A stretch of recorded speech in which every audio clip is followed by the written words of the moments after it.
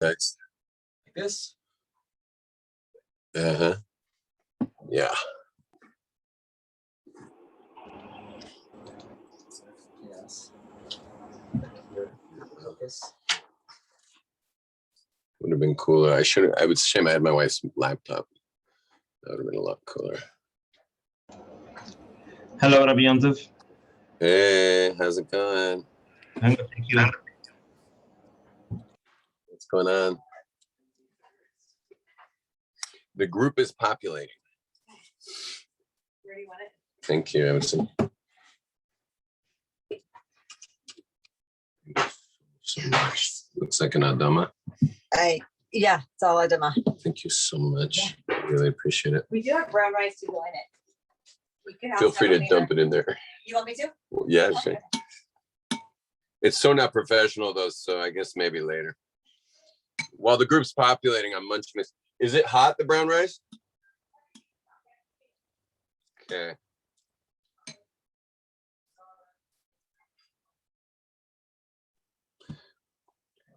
Shalom, everyone, and welcome back to Sundays Live with Rabbi Yom Tov, and this time here in Tzfat, the holy city of the north of Jerusalem.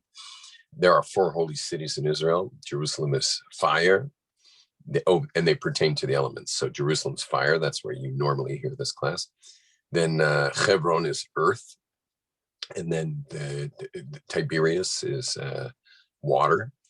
And Tzfat is air. And Tzfat is actually a wonderful place to do the work we're going to be doing this month, though I'll only be here probably for this session.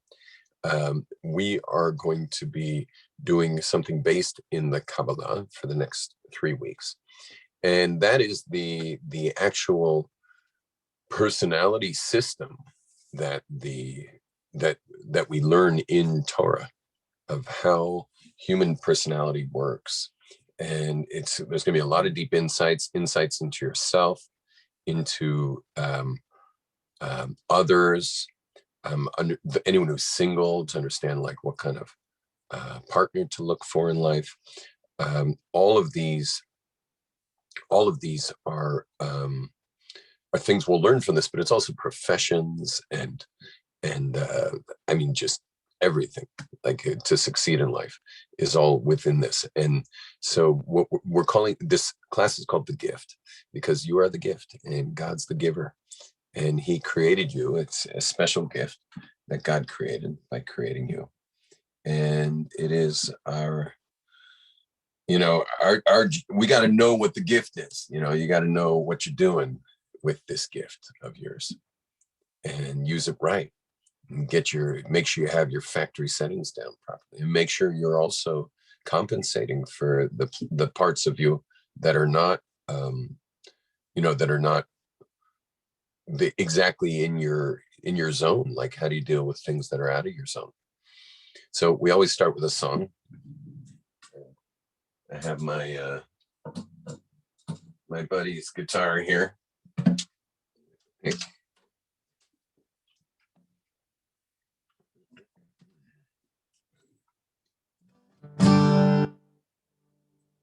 See if I can back out. See, they talk me a little. I'll move this camera back. Can you hear me okay over there? All right. So we have a great saying by our sages.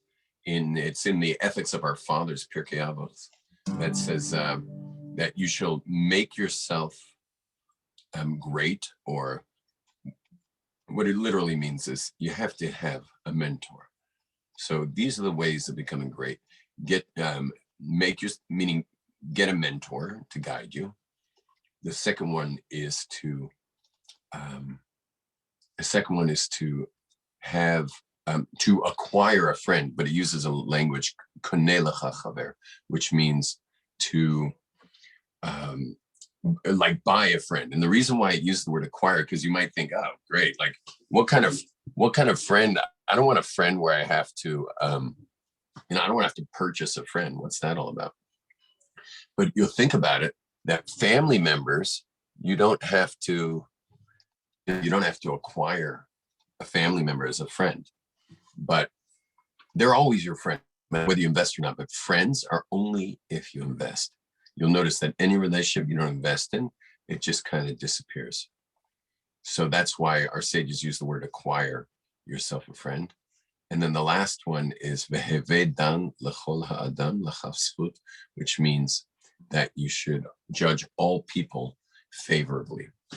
So here we go.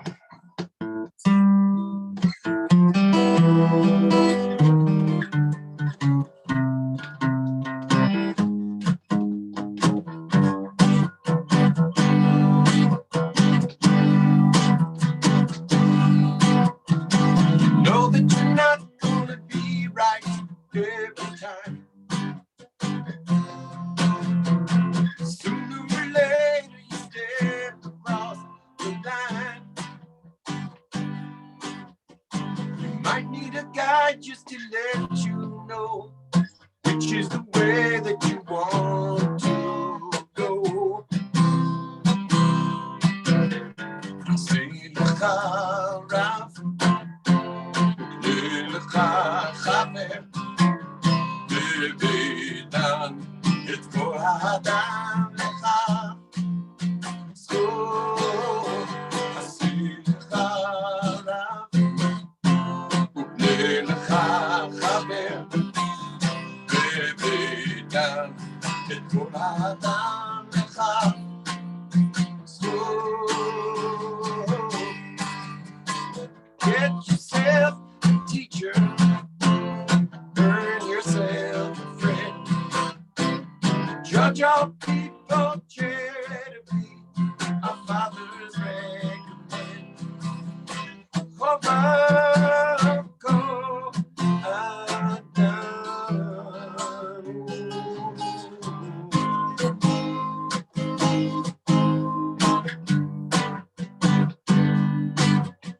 there's gonna be times when you're feeling all alone.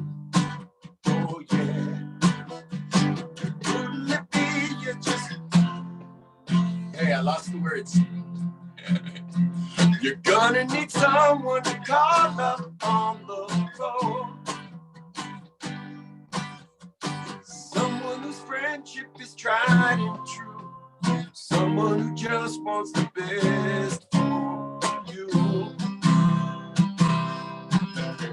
I say lecha Rav, lecha Chaver, bebedan et kol ha'adam lecha. So I say lecha Rav, lecha Chaver, bebedan et kol ha'adam lecha. So get yourself a teacher, earn yourself a friend. Judge our people, charity, our fathers recommend. Cover our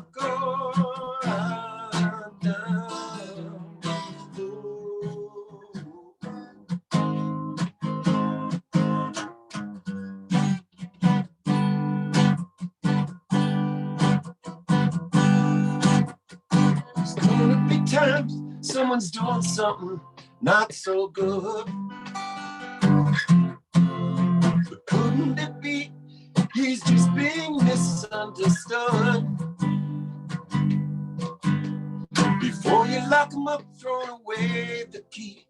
There must be a reason to set him free. Say lecha Rav, lecha Chaver, bebedan et kol ha'adam lecha. So I say lecha Rav, lecha Chaver, bebedan et kol.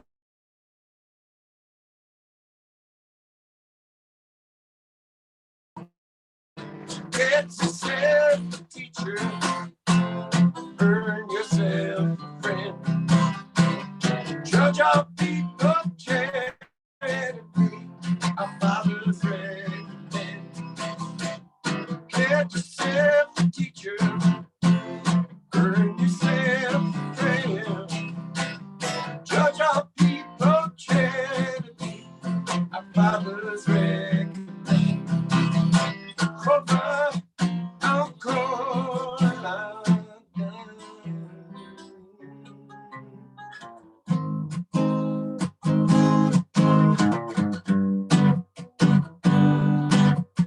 עשה לך רב,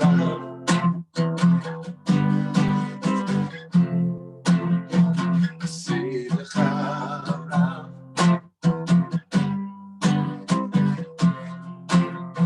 עשה לך רב.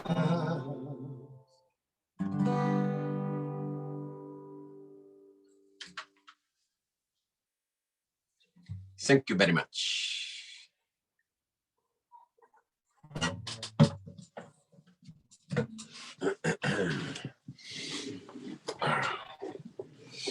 So here we go, gang. This is the story. As usual, in our first session, what we do is we do a full overview. We do a full overview of what the month is going to be about. It's interesting. This is the first time it's going to be a 3-week month. So I apologize to the subscribers who used to having 4 weeks per month, but many of you got 5 weeks as a result of the, we've already had, I think, 3 months that wound up with 5 weeks. Don't ask. But this one's going to be 3 because Pesach is going to interrupt our 4th week. Now the whole entire system is based on how God created the world. Now, why is that? Why are we basing the whole thing on how God made the world? The reason is because, well, given that God made the world a certain way, if God made the world, let's say it like this, if God made the world in 10 ways, so then the world's made of that. Is that clear enough? So if God made the world in 10 ways, everything you look at is made of that. So like, for example, this stone wall behind me, you know, I'm up in Sfat where everything's made of stone.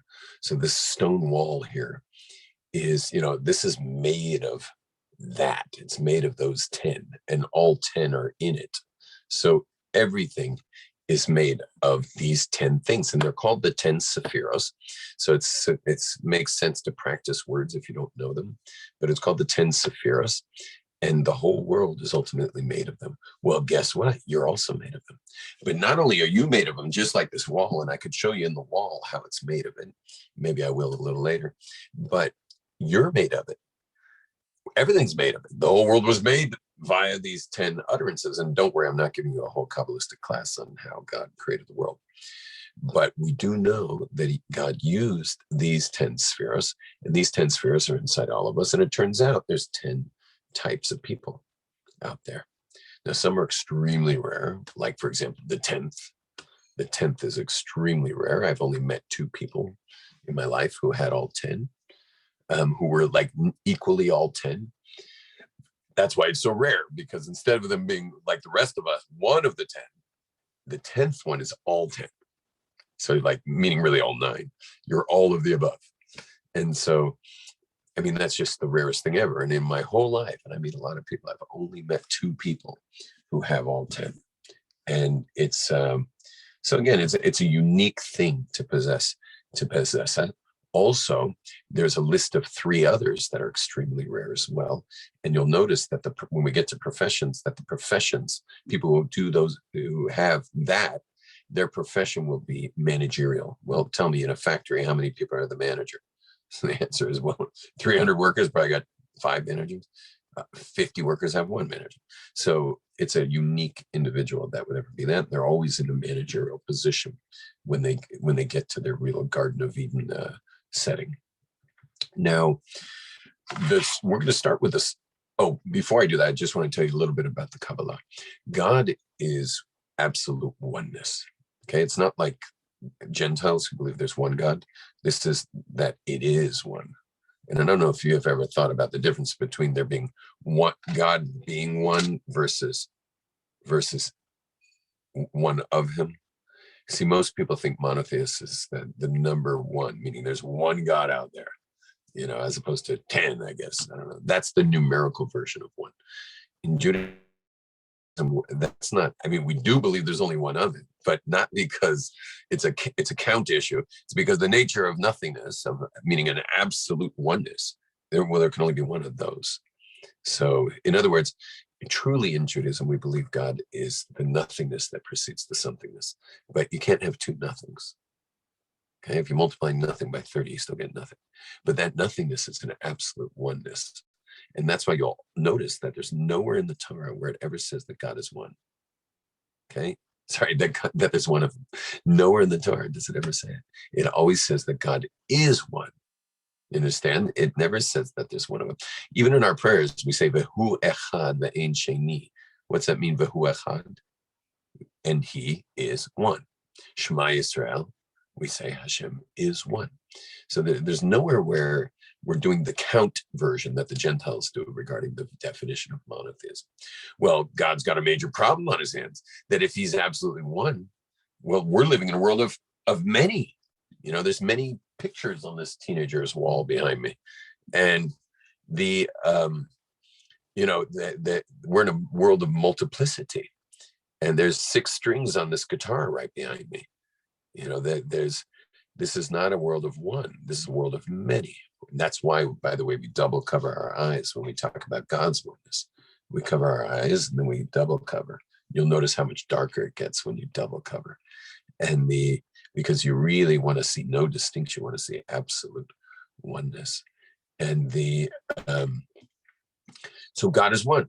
Now the world's made of many. Well, how did one become many? And the answer is that God chose what are called the 10 spheros, where the one gets divine, not him himself, meaning he caused what's called the Or Ein Sof, the eternal light, which is one light, but it's a shining of light, which means it's no longer his essence. It comes from his essence, but God's not a light. A light's something. God's not a light. So God is the emanator, but he's not the emanation. It's important to get that. Okay, God's not the emanation. He's the emanator. He emanates the light. Now, the truth is, if he emanates the light, he's the only thing there is. So he's also the light, really. So he's also the emanation, but not in his essence. And that's where you'll see in Kabbalah, we discuss the difference between manifestation and essence. So in God's essence, it's absolute oneness, but how God manifests into the 10 spheros, for example, or into the light. Anyway, that is already open to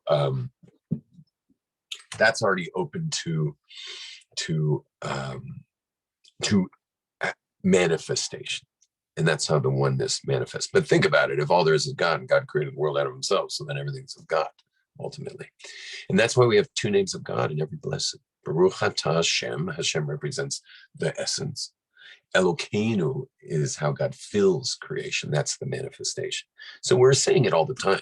Even in Shema Yisrael, we say Hashem Elokeinu, Hashem, that which is beyond is that which fills. Now, how the world, our world, exists ultimately as the emanation of God. It exists all within these 10 beings. And the 3 of those beings are hidden, 7 are revealed. So for those who are new to this, just so far what you'd say is 1 becomes 10. Of the 10, they break down 3 hidden and 7 revealed. Okay. The 3 hidden are just like, one more detail, is that we're told in the Torah that we're made in the image of God, but God doesn't have an image. So what does that mean we're made in the image of God? The answer is that we're made in the image of the way God created the world, the way God created the world. What way did God create the world? Well, he did it in 10 ways, and we're made of that. And so we also have 3 hidden. What are your 3 hidden? Your thoughts. Your brain is broken into 3 hidden realms. One realm is the realm of the associative mind. If you don't say something, I have no idea what you're thinking. It's hidden. And you have an associative mind, which thinks about this and then it thinks about that, like a conversation in a social setting. It just keeps going from subject 7 until you're like, how do we get on this? And the answer is, well, because our associative minds are working in this conversation. So this associated with that, which is associated with that. And that is called in Hebrew, Chochmah. The second part, we're created in the image of God, is called Bina, which is your analytical mind. And the analytical mind is very different. It's not associative. It's literally analyzing, like doing surgery on one thought and breaking it into its parts to understand it in its detail. And that's your analytical brain. You're made of the image of these things. So the first 2 of the 10 spheros is already the the the associative brain, the analytical brain. And there's another part of your brain that most people, as I said, there's going to be a very rare one. There's going to be 3 extremely rare, not to mention the 10th is, I've met 2 in my life. So the third one is, which is extremely rare, is the decisive brain. And people don't even think about it much, but you actually, and why? Because people are very good at being decisive. But you have a part of your brain that knows how to make the actual sacrifice for what you're going to do or say, or, there's a part of you that pulls the trigger. I mean, it says go. And that's a part of your brain that's able to say, you know what, we had the idea of this, like I had the idea of dairy, which gave me a lot of options in my analytical brain. But I'm going for sesame seed, tahina, because I realized in the end, that whole craving I was having for dairy was because I need calcium, and sesame is the best form of it. So I'm just going to go have some calcium and see what happens to my dairy craving. But it's all hidden until you see me open the fridge. You're like, what's he going for? What's he going for? And then I pull out the tahina. So there was a decision made and there was a sacrifice made. But most people, they're like, they just can't make the sacrifice. And that's why they go to rabbis and they say, or other mentors, and say, like, I got all these choices. What do I do? Because most people don't have a great time with their decisive brain. Anyway, and now the 7 revealed. The 7 revealed are number 1 is the action that you're going to do. So, like, for example, I had a thought of, that I like to impart knowledge to people, but the analytical brain was like, okay, it's middle of Corona, maybe I ought to try webinars. Okay, what kind of webinar should I do? Lots of detail, lots of deal. Decisive, Sundays Live. That's the only one really that's lasted, is Sundays Live. So it clearly was the winner of all the different things I've tried since Corona.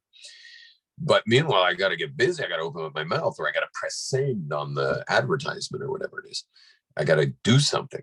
So now I'm speaking. Well, that's the attribute called chesed, which is just flow, which is very much like the associative brain. Just like the associative brain flows. So now that I'm in the world of action, the 7 reveal. So you can hear my voice, I hope. If your computer's working properly, or your smartphone, you hear my voice because I'm making an action. But notice I've got a couple things in the way of the action. What are the things in the way? I got lips, teeth, tongue, palate, and throat. And they're all limiting the sound, which is called, that's number 4. So, number 5. So number 4 was chesed of the 10.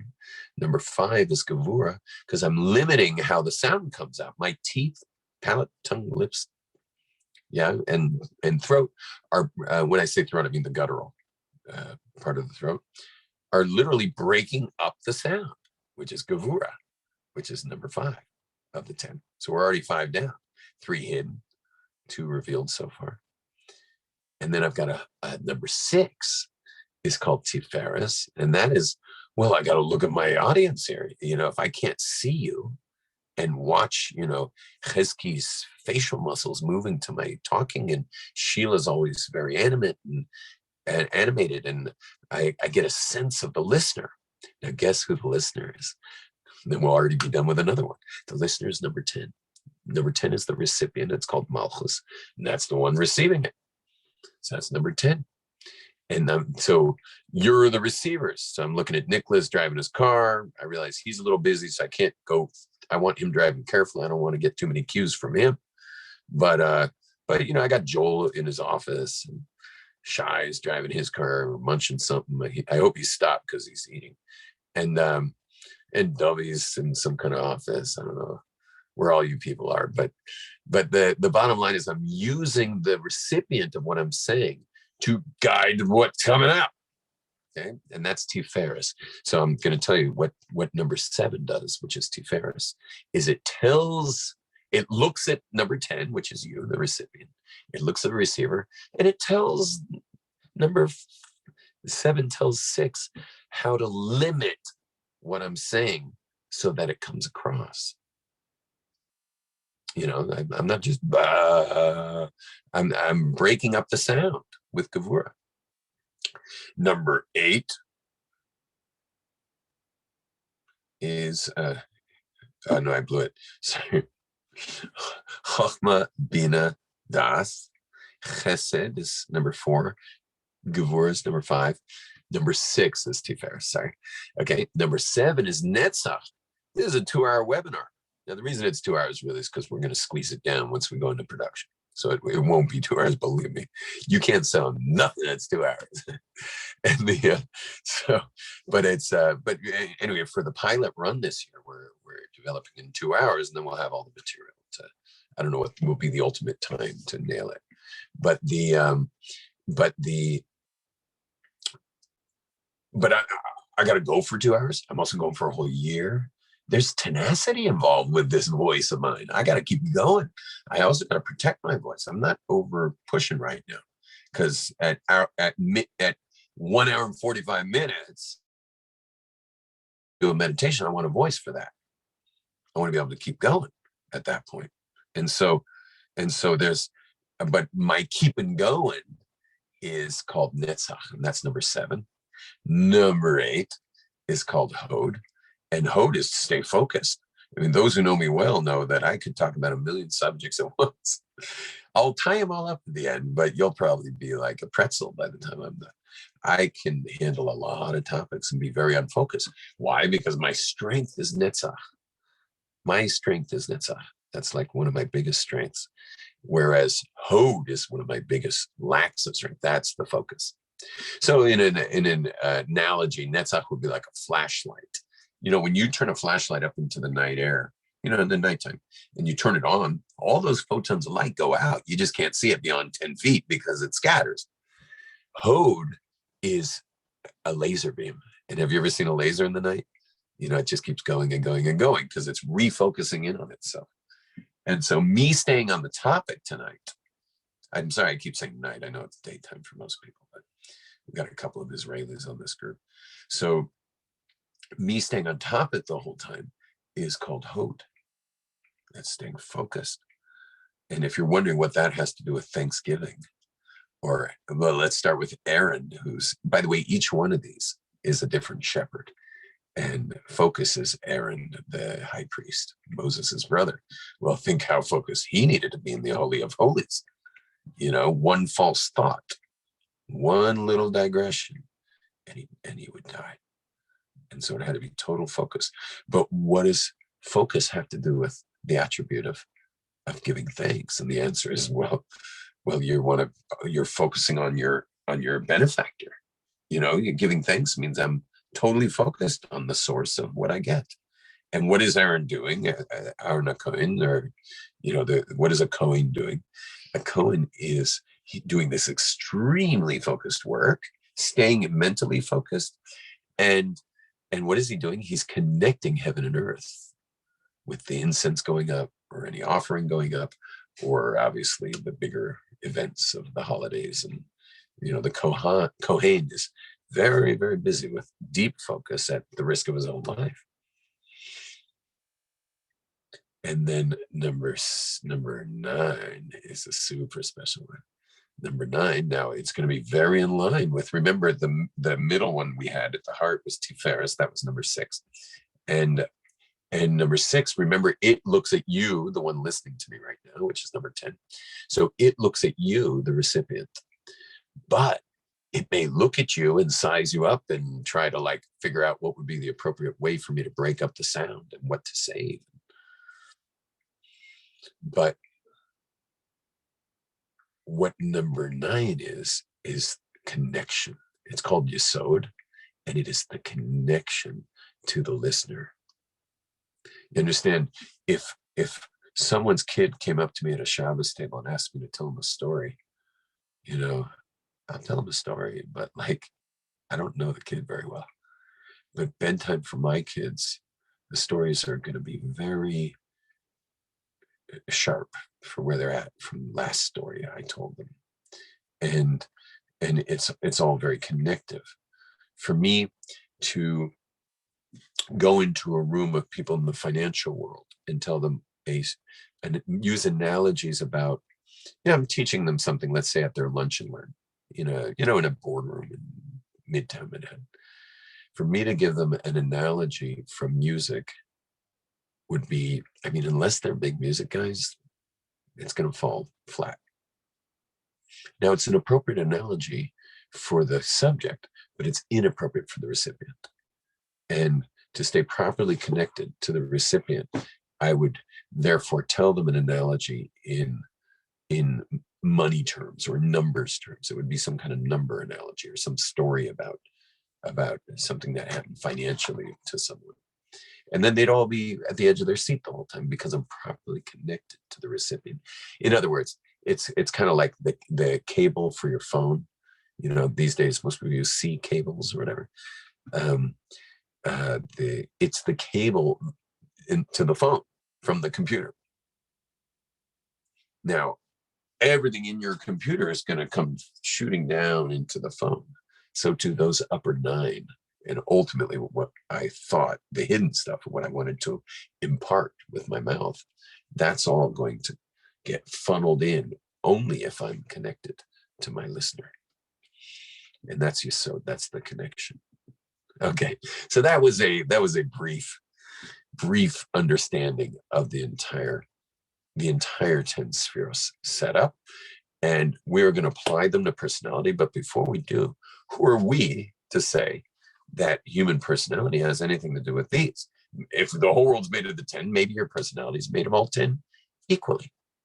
So it turns out that we have a tradition from our sages that every person at Mount Sinai heard the Torah their way. Meaning God said it in one voice, but it broke up. It was diffracted or refracted, I don't know what the right word was, into the listener. And in fact, the place where our sages teach this is from a particular psalm that we actually say every Friday night in Shul at Kabbalat Shabbat, which is Mizmor LeDavid, a song to David, Havu Lashem b'nei Elim. Give to Hashem b'nei Elim. That has to do with these angels that go shooting up every Friday, right at dark, right at dusk. They go shooting up. And it turns out that there are 3 Havus and there are 7 Kols. Kol Hashem. We say Kol Hashem each time. The voice of God. There's 3 Havus and 7 Kols. So it's Havu Lashem b'nei Elim. Havu Lashem b'nei Elim. Havu Lashem kavod vos. Havu Lashem kavod shmoi. Then you get the Kols. First one mentions water. Isn't that interesting? Because we spoke number 4, we said is chesed, that's flow, right? Kol Hashem alamayim. And notice the second one, number 5, but the second of the Kols, Kol Hashem b'koach. Koach is gevura. It's the ability to withhold.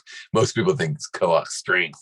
The word translates as strength, and I know Gentiles think strength is a guy with the biggest punch, but in Judaism, strength is the one who holds back their punch. Someone who can withhold punches is way stronger than the guy who punches, obviously.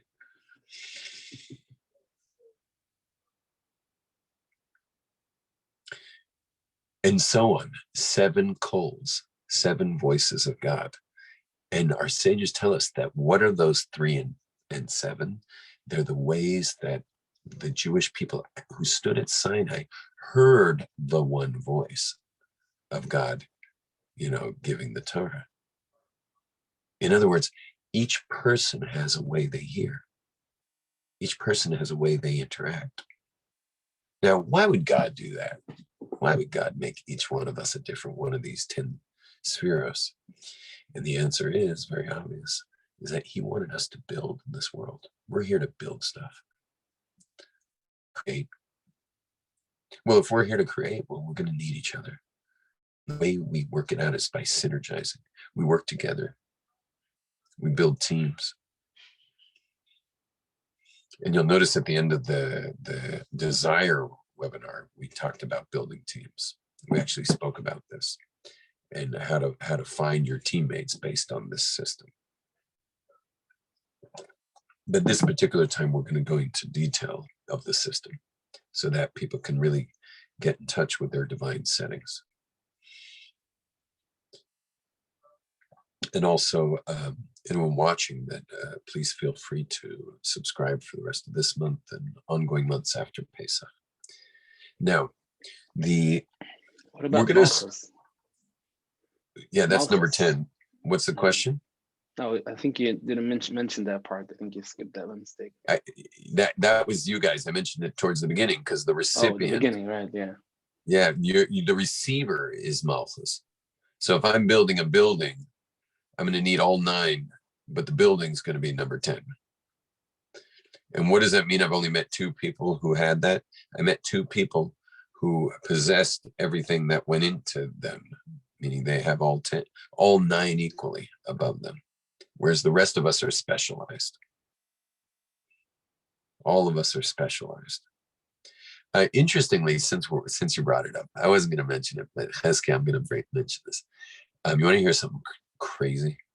I worked in past life regression therapy over 20 years ago, and putting people in hypnosis and taking the past lives. So I had a particular client who was a rabbi, and we walked past my secretaries and we go into my office, and I put him in hypnosis, and he took me out for like a good 2 hours. I think maybe he ordered 3 hours. I don't know, wealthy guy, and he wanted several hours. And you ready for this? The first reincarnation that he went into was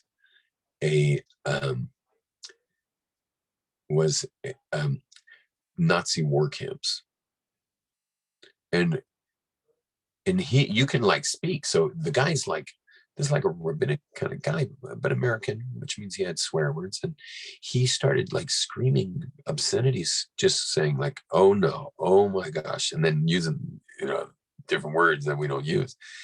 But later he's screaming them, and there was a certain point where I was standing on my table, and he was horse tied by his feet, and is being dragged around a Nazi camp, a slave camp.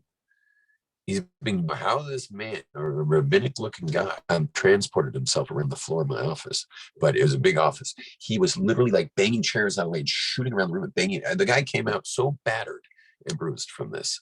And I was standing on the table, and my secretary's like, any minute we're ready to come in. And the same guy, he was at one point, meaning we went incarnation after incarnation. One of the incarnations, he was standing on the edge of a chair, like a backrest of a chair, reaching towards the light at his death.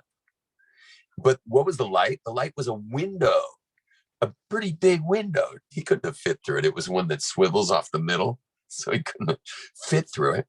But he's going for the window. We were like 4 stories up over the old city streets of Jerusalem. People are hearing the screaming on the street, and there's a crowd forming. and people are like, should we be calling an emergency? And I'm like I've got a hand in his armpit. One hand's in his armpit. The rest of his body's leaning off the edge of the chair, trying to get out the window. He couldn't have fit out the window. His eyes are closed. He's in total hypnosis right now. And by the way, I haven't been saying a word the whole time.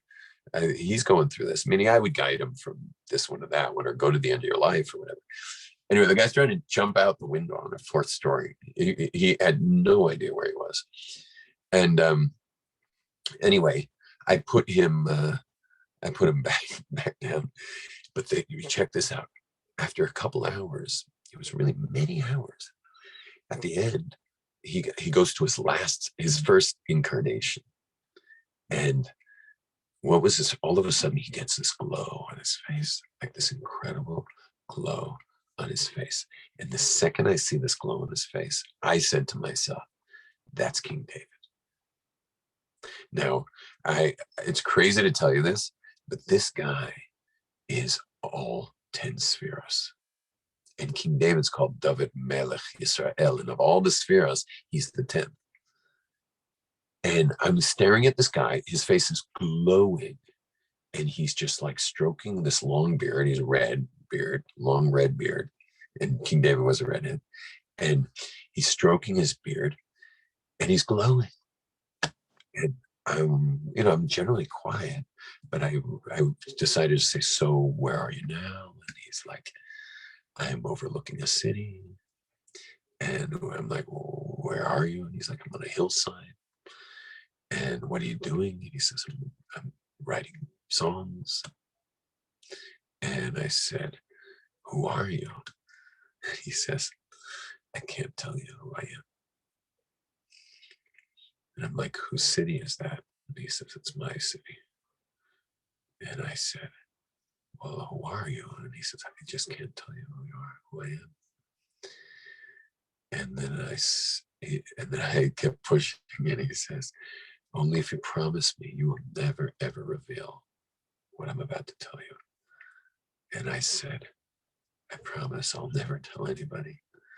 And he says, "I'm King David." Now, I can't tell you too much about him, but you name me anything you've ever known about a human being, and I will tell you that if it was a subject in school, sorry, I don't know why my phone just went off.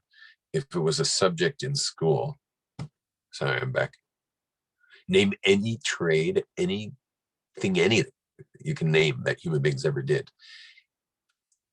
If it was a subject in school, he got an A+ in it. He's also got professional degrees and stuff before he became observant, so he had a whole second life. And then I taught him a piece of Talmud that I must have taught 20 people already in the past. I taught it to him this first time. He didn't know Hebrew, so I taught it in English. He schooled me on it. I saw it for the first time. I never understood the page that I had taught 20 people over many years. It was a good first page for his intro to Talmud. He schooled me on it, showed me what it meant. Our curriculum in our yeshiva for a new guy takes 5 years to get anywhere in scholarship so that you can move on to a more advanced yeshiva. He was done with it in 1 year. He had to move on after a year.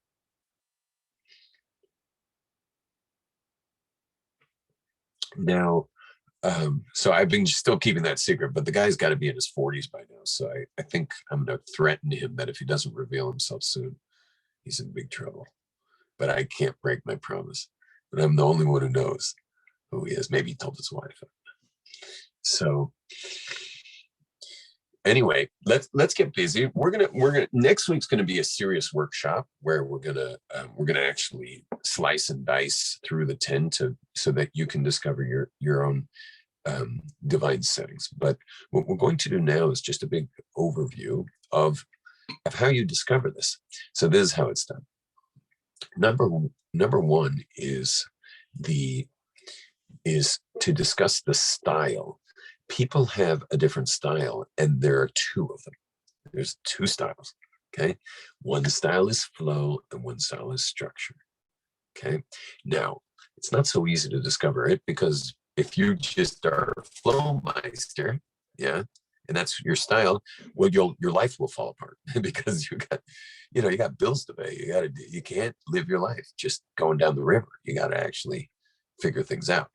So you might have spent your life in structure when actually you're flow. The other's also true. If you've been living structure, well, no one wants to be with you. You're no fun at a party, no fun at a Shabbos table. You're just dry and boring because everything is just dotting your I's and crossing your T's and detail after detail. And that's a structure style. And they're extremely important in the world.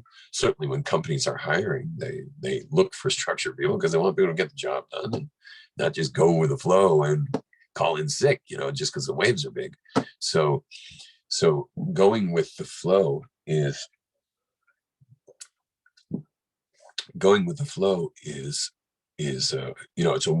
we're really fun at parties, like everyone wants me at their party, but structure is essential. So that's the first part, is flow versus structure. Now, how do you know the difference between flow and structure? So I'll tell you a little bit about it. First of all, just an analogy, water is the ultimate definition of flow. You put it in any shape, put it in a freezer, it comes out that shape. It's extremely flexible and pliable, malleable.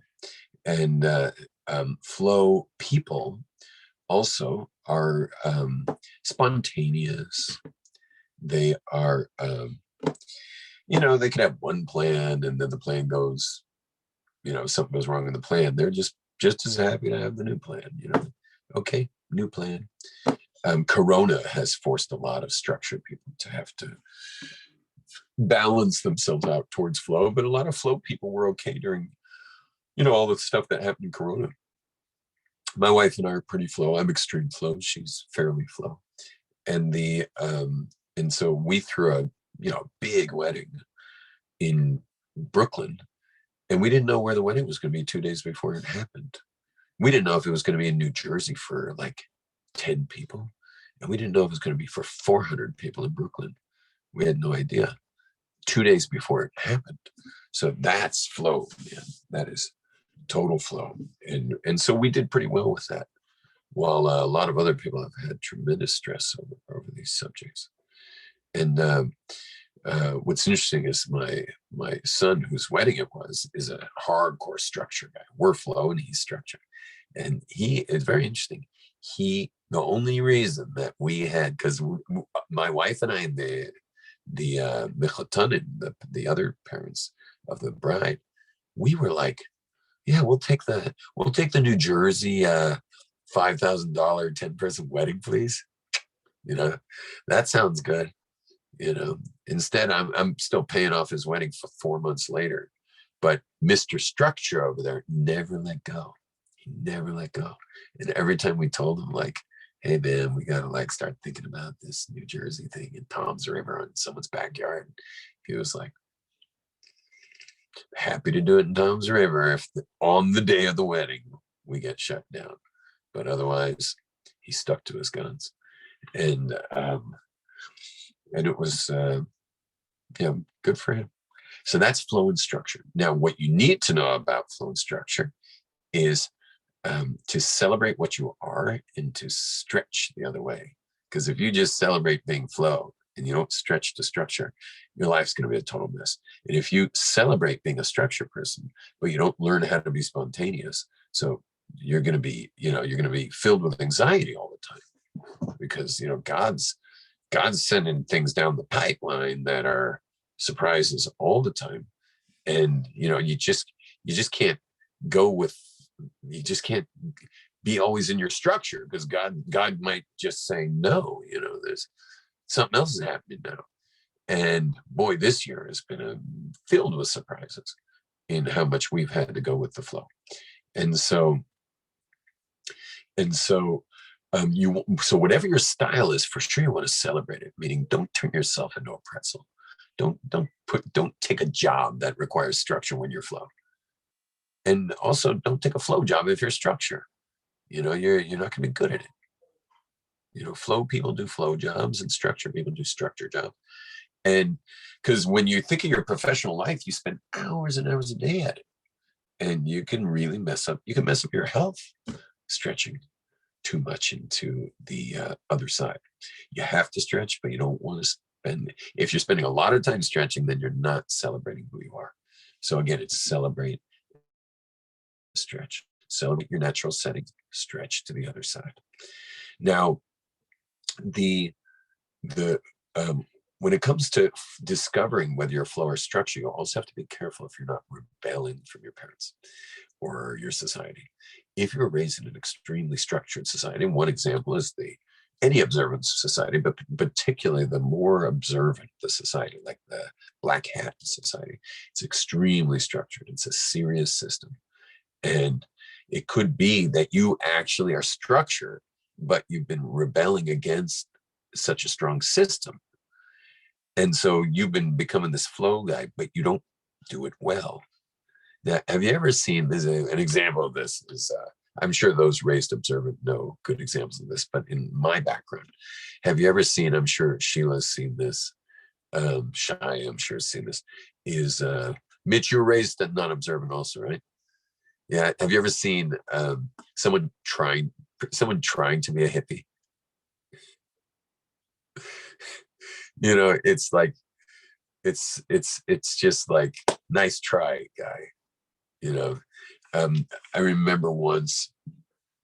I was at a Grateful Dead show, and we were in the parking lot pre-party, and a BMW shows up, and four men get out in business suits and ties, and they're like total structure guys. These guys, and they we're in the parking lot. They're kind of we're in the car next to them, so that's how I noticed them. Next thing I see is a bag of mushrooms come out, and they divvy up the mushrooms amongst the four businessmen. Then next you see they're all like changing and stuff, and they're they all put on tie dyes. These guys all put on tie dyes. They were like in their boxer shorts, pulling on jeans and stuff. They brought their retro hippie outfit to this event, and then when they were all dressed, took like 15 minutes when they were all finally ready and they had chewed up all their magic mushrooms. They headed out into the concert like every other hippie there. But it was, these were total structure guys, and going for the blast from the past night, to go be at the Grateful Dead show.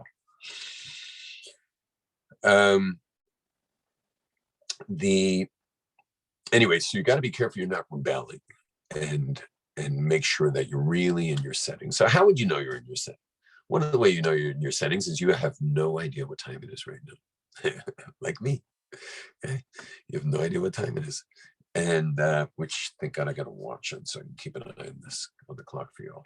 But you don't know what, I have no idea what today's date is. And no, I could not figure it out. I would have zero reference figuring out this date. Well, actually, I would have a reference. We're up north because it's my wife's birthday. And I know she's born in Kaf Bet Adar, and I know it was on Shabbos. Now, month, I can tell you we're in February. Am I close? February? No, don't tell me it's not February. Are you serious? Is it March already? Are we already in March? Are you kidding? Oh my God. I'm so embarrassed. March 7th? Oh my God. Thanks, Mitch. So, okay, I missed it by a week.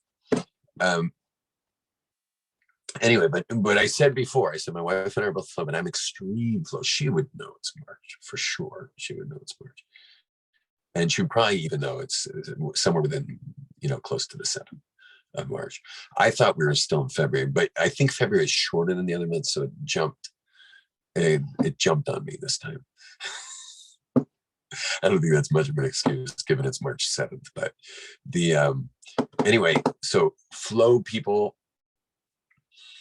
Another example, if you'll notice when you were a kid and you had your summers off, or if you were an educator and you had your summers off, flowmeisters like God to be in charge of the summer. Now, who doesn't want their summers off? Everyone wants their summers off, but structured people will actually they'll make a list of all the things they want to do all summer. And then they'll fill in the list and have this amazing summer where they like hit all their bucket list things they wanted to do throughout the summer. Flowmeisters, it's like, okay, I'm just going to wake up each day, after I don't know when the phone rings, I guess it wakes me up, and then I'll, see what God has in store day after day after day after day after day. And if you ask me what I did last summer, I have no idea, but it was a great summer. And anyway, but that's the Flowmeister way of dealing with time. But they're also, like, for example, the store Bed Bath & Beyond, it's a housing store. I'm sure it's the same in what's it, IKEA or whatever. Anywhere you buy houseware, for example, they will have, let's say you go to the plates to buy plates for your house. There will be the structure plates and the flow plates. Okay, they'll always have the structure plates will either be cool angles, or they'll be framed. The plate actually will have a frame around it. It might even be round, but have geometrical shapes embossed on it. Whereas the flow stuff is going to be definitely round. There will not be a frame on it. It will be, if they'll emboss anything on it, it'll be something like a beautiful china, like a floral type of thing. It will be whatever. That's the idea. So the same thing happens when you go to linens. The same thing happens when you go to clothing departments and stuff in department stores, is they know half the people are going to want the structured outfits, half the people are going to want the flow outfits. And they have to stock their place like that. Now, when you go to boutique clothing stores, a structure lady will look in and she'll just be like, there's nothing for me in here, and walk out. Why? Because the lady who runs that store is Flo, and she's going to build a Flow store. Oh, you know what the extremely Flow store is in department stores? Oh gosh, what's the name of that? Sheila, what's the name of that? It's a lot of jewelry, and it's very intricate colors and patterns. It's like a girl's shop. The one that I think of is Anthropology. That's the total. Oh. That's it. I never heard of that one. Nicholas, I'm going to come to you in a sec. No. Oh man, it's in all the department stores. They're wherever their logo would show up, it would show up on this background of these like extremely intricate pattern colors. They have one in the airport in Ben Gurion, I forget, right? That's what you mean? Yeah, they have also in Ben Gurion. I forget what That's it's the name. called. Okay, doesn't matter.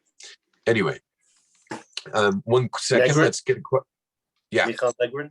Negrin is called? Yeah, Oh, that's yeah. the one. I'm embarrassed Yeah, I know that. Michal Negrin. yeah. I'm pretty surprised and proud you pulled that out of the hat there, two of you. What's the name of it again? I think it's called Michal Negrin. Negrin. Yeah, Israeli. Michal Negrin. Yeah, Negrin. Oh, it's Israeli? I believe so. I thought it was international. Sheila, you ever heard of that? Okay. I'm going to Nicholas, who has his hand up. Go ahead, Nicholas. Hi, Rabbi. I had a question. So, is flow and structure, is there a strong correlation often seen between those two and masculine and feminine?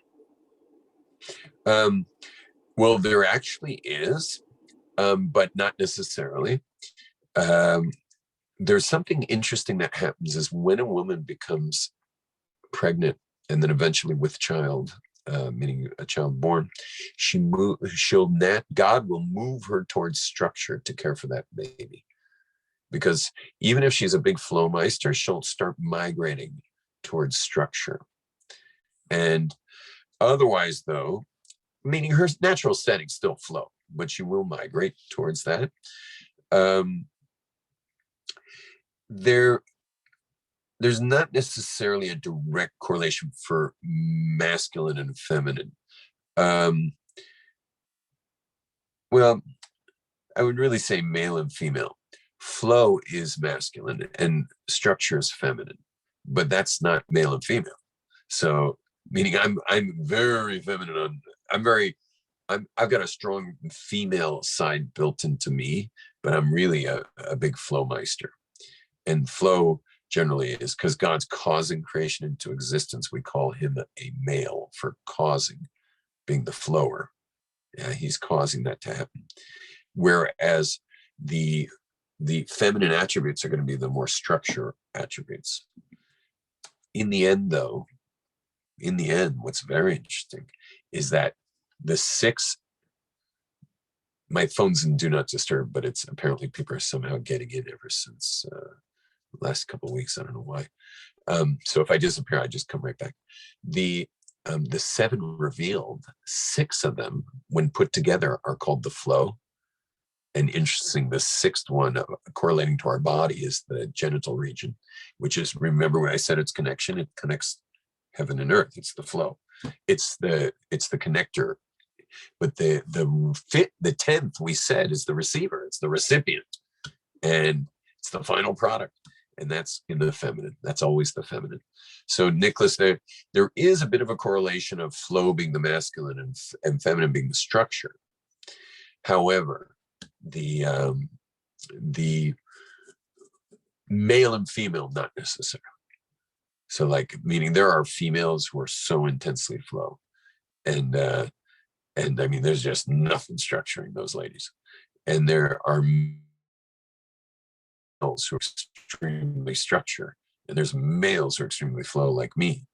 So it's like, you're not going to be able to pick a female too easily in flow and structure, except for that which I mentioned, that God created women after birth to be more the structure. You'll notice, by the way, the women that do that whole child raising for those however many years, 20 years, in our community, 40 years.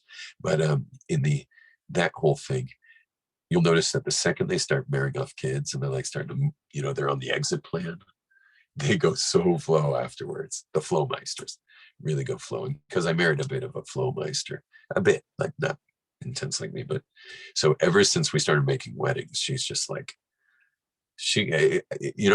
how long do you think it takes me right now to convince my wife to throw it all to the wind and go out with me for the night? In the old days, it took some convincing, because she's like, okay, well, the kid's this, the kid's that, the kid's the other. Now she's just like, we're gone. Even this night, I surprised her Saturday night that I'm taking her away for 2 days. She just like jumped in the car. Let's go.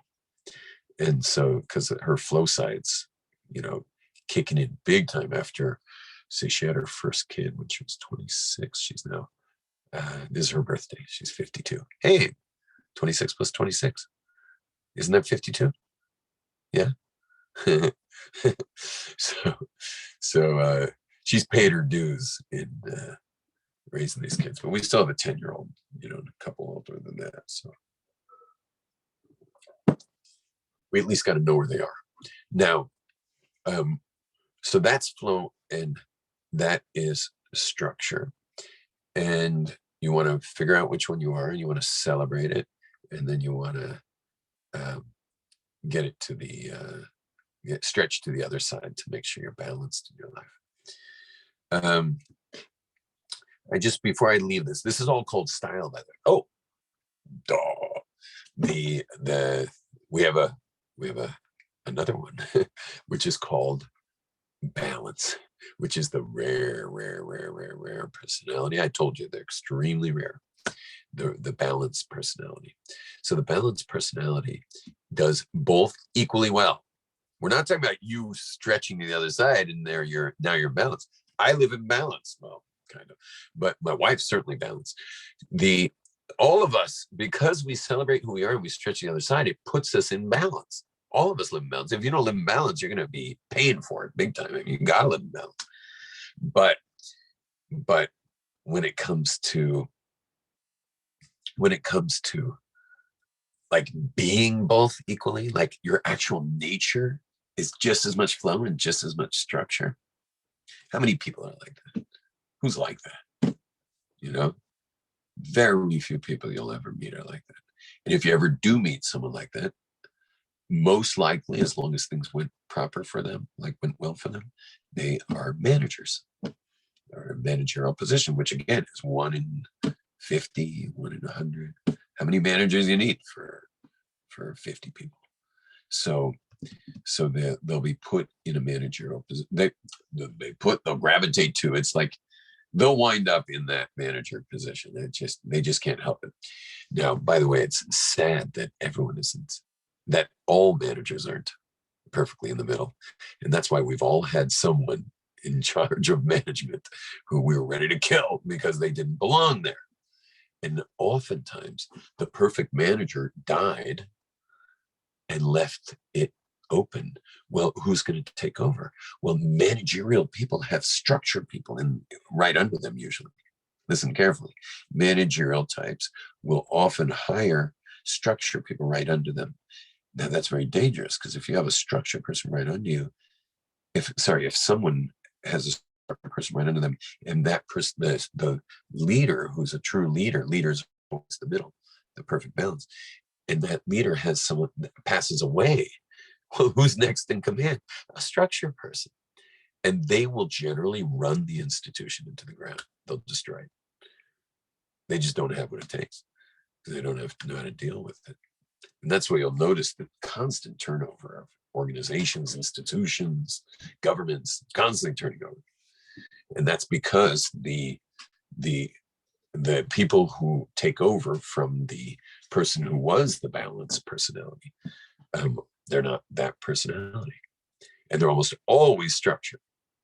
And everyone looks and they're like, hey, who's better for the job than them? They've been running all this stuff for so many years. Like, shouldn't they lead? The answer is no. You go headhunt a person who sits right down that middle to lead the organization. And Mr. Structure should keep his desk where he was in the building there. And he shouldn't move a muscle towards management. You know, that's not a manager personality.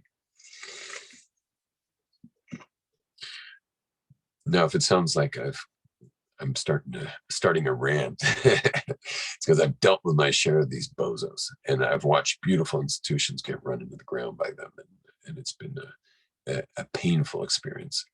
And I've worked in institutions that got run into the ground by non-balanced personalities, and every time it was a structure person who wasn't getting the picture. Okay. Now, we're moving into our third chapter of the night, and that is one's settings. And what I mean by settings, this is your USB cable interface to the world. Now, there are 3 USB cable interfaces, 1, 2, and 3. So 1, I'm pointing up towards my head because it's the intellect, the 3 hiddens. Those are that's the number 1, or the intellect, 3 hiddens. They all begin with I, by the way. So it's intellect, and then there's interpersonal, pointing to the heart. That's the second 3, interpersonal. And then the last 3 are instinctual, which it would be the legs, the leg area of your body. So there's 3 categories. 1 is intellect, 2 is interpersonal, and 3 is instinctual. Now, everybody has an order that they are of what, meaning we're all intellectual. I mean, all of us are dealing with ideas. We all read instruction manuals. We've all read books. Everyone had to study in school. So that's intellectual. All of us have family. All of us have friends. We have workmates and stuff. That's interpersonal. And lastly, all of us have, you got to deal with the leaky faucet, or the oil, we got to oil the hinge on the door, or we got to fill up the tank of gas. I mean, you got to understand, like, if you're an intellectual and you have to fill your own tank of gas, I mean, I think that's, oh my gosh, I just had an amazing idea. Why do all those doctors live in New Jersey? Because they still only have full service gas stations. Because it's like, they don't want to deal with that part of driving their car. It's enough they have to use their bodies to put it in drive, And you'll notice doctors spend, I don't know how many years it is. Can someone help me there?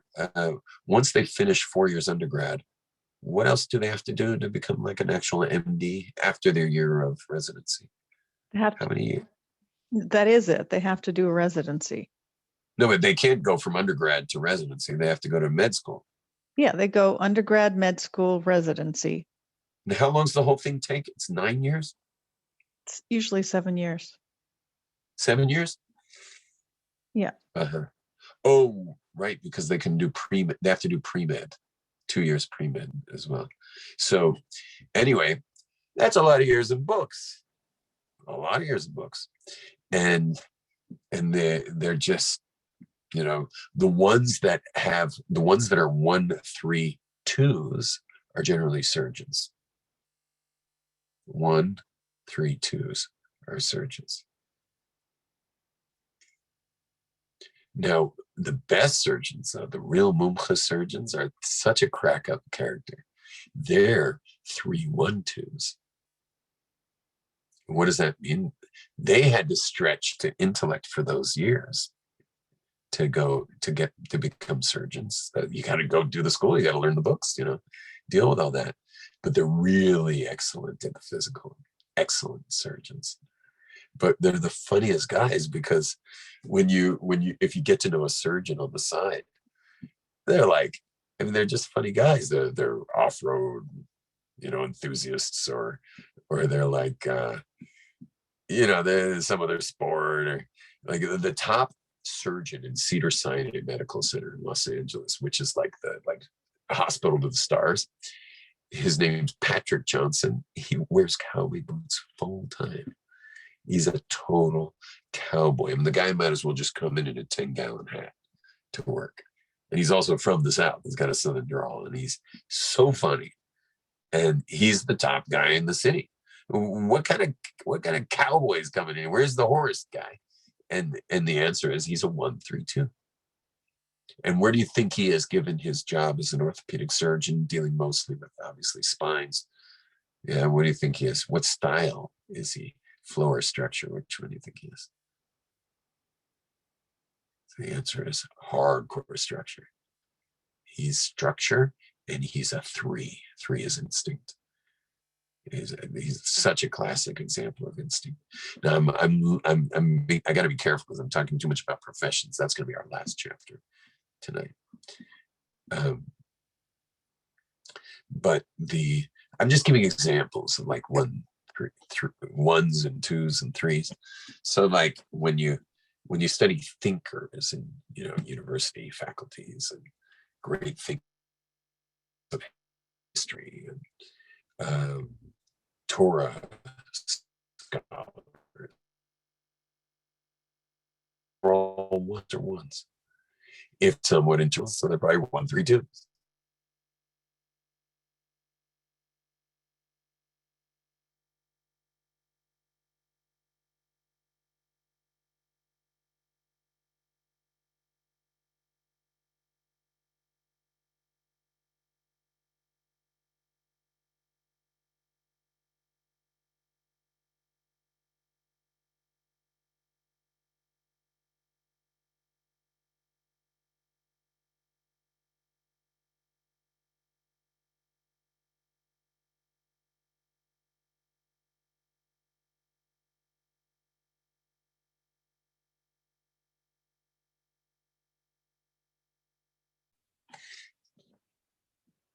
So the 1s are into the book stuff, the 2s are interpersonal, and the 3s are involved in the physical.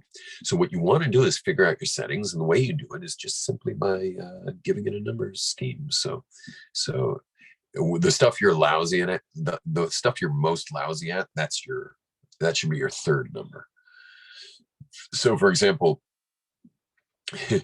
it's a little embarrassing to tell you this, especially as a rabbi, but if you left me in this room, like this kid's room I'm in, if you left me in this room with a book open, and you could give me the book that you consider the most exciting book you've ever read, and you walked out of here and you counted to 100 and you walked back in, I would be fast asleep sitting here.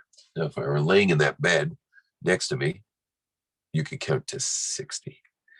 If I were standing, you'd have to count to 200, but you'd walk in here and see me fast asleep standing, holding the book with the most exciting content that you could think of.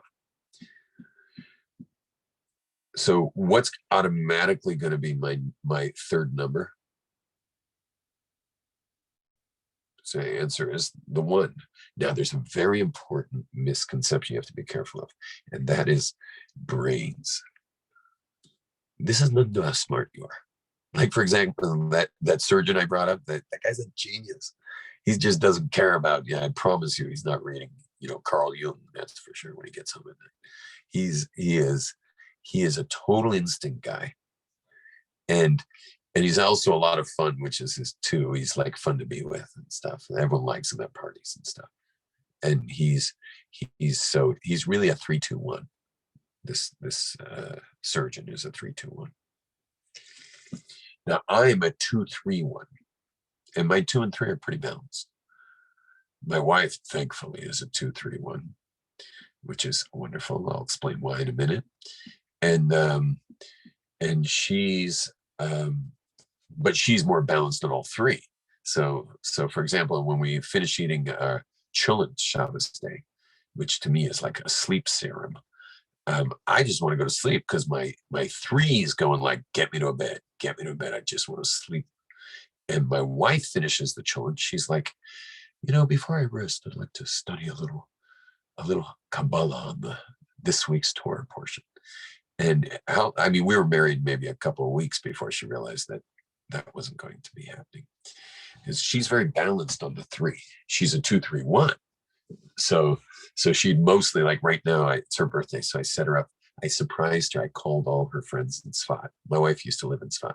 So I called all her friends in Tzfat to meet at a gallery, which is a friend of hers gallery. And they're all hanging out there together. But today she was involved in all this meditation work that we did, sitting Indian style in caves in the north of Israel, sitting by a river, listening to our dear meditation friend playing flute. We were both just staring at the river, listening to meditation flute being played right behind us. And then we were in a cave, candle lit, and our friends burning these like super exotic incense and playing more prayer flute on a Native American flute. And we did a lot of talking. So we did the 2 stuff, we did the 3 stuff in the cave with all the meditation work, and then really going into that mindless space of connection. And now she's schmoozing with her friends, and so she's doing it. This has just been the 2-3 trip, but left to her own devices in our house, she's always pouring through books.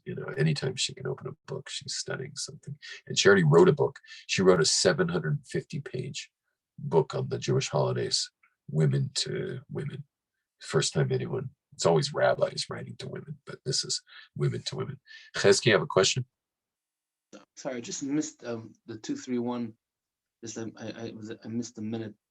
So can you just go over the 3 numbers again? The 3 eyes. Yeah, one is intellect, 2 is interpersonal, and 3 is instinct. I'm not going to point to my genital region, but it's your legs and your genitals and stuff. So That's the. You phrase that in a minute. I mean to say, what is? Can you phrase that in what do you mean the 3 numbers? So that's just didn't understand the difference. Intellect, people are into information.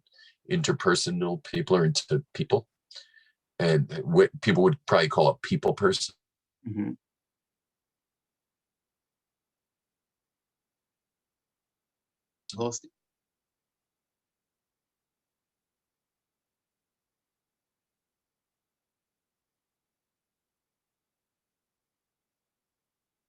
And I'm already at like my 5th table at the Kiddush, because I can't stop loving everybody the whole time.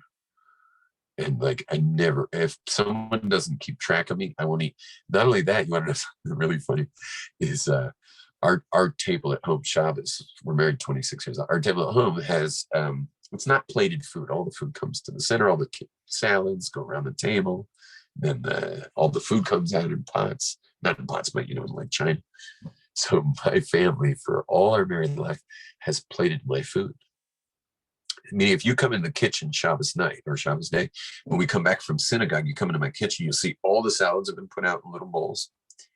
And then you'll see one big plate of china with the salads already placed on it. So what they do is when they fill up the plate, they plop one doppel of salad, meaning whatever it is, tahina, hummus, and a million other salads. And they're all around my plate. And the reason is they know that I'll sit there and talk to them. I'll talk to the guests. I'll say a million different things about the Parsha. And in the end, I will not have eaten a thing. And you should know, one in every like 6 Shabbos, the whole entire plate they gave me is not, I haven't even, meaning all I did was eat my slice of challah, just because you can't wash if you don't eat a certain amount of challah. So I'll eat the slice of challah and never have touched the salads. And they also plate my next course, meaning when they bring out soup, but then when they bring out the main course, they plate it for me and make sure they keep an eye on me. Now, by the way, I'm not ascetic at all. I'm just being very social, very interpersonal. Are you up for a question? Yeah. I got my child, my Shlomi, a 3-year-old. Yeah. He's a flow, like with all the Hadirim, like literally to next level. I could find him like 2 streets away. He's a 3-year-old, like he doesn't even know how to ride a bike. Literally, he cannot even go to Cheder because no Rebbe will handle him. But he's such a smart genius. I mean, he's a normal kid, Baruch Hashem, but he is literally no structure whatsoever. Okay. If I'm not structuring him, I won't be able to send him to Cheder. From the second hand, I see as more I structure him, as more he's getting affected, I think. What do you mean affected? Like negatively affected? Not negatively, because I'm not trying to structure him negative, but in terms of, I see this is not his nature. This is not what he's here for. How old is he now? 3 with 2 months, like I'll say, like he just had a Cheder fever like 2 months ago. Is he in a school already? He's already in a cheder? He's in a special school now, a special non-structured school. Oh, good. Well, our schools in Jerusalem are non-structured till about 5 or 6, everyone. So, but American schools, some of them are structured because all American, meaning all the Gentile schools, are heavily structured by 5 years old. They don't really have school before 5. But a good educational system that has kids already from 2, 3, 4 don't have any structure. So he should do great, especially if we send him. Half year. I mean, it's coming to summer now. I don't have where. The question really is there a way to go with the kid like this? Like, for what is my real way to go with him? I mean, he's not structured whatsoever for his future life. No, he must learn structure, and you have to train him in structure, or else it's a crime. Like the kid will be miserable. You definitely have to train him in structure, but it has to be commensurate with his age, and he's now ready for some structure, but you can't throw structure at him. He'll bounce out of it. So you got to start thinking through how to structure him. He does need structure. He should definitely sleep in the same bed every night. Can you do that? Can you get him in the same bed every night? Yeah, sure. He has his bed, he has his dedications, but his mind is so. I see how he is. I see, I don't want to keep you on it, but yeah, let's not overdo this one. You can WhatsApp me privately about it.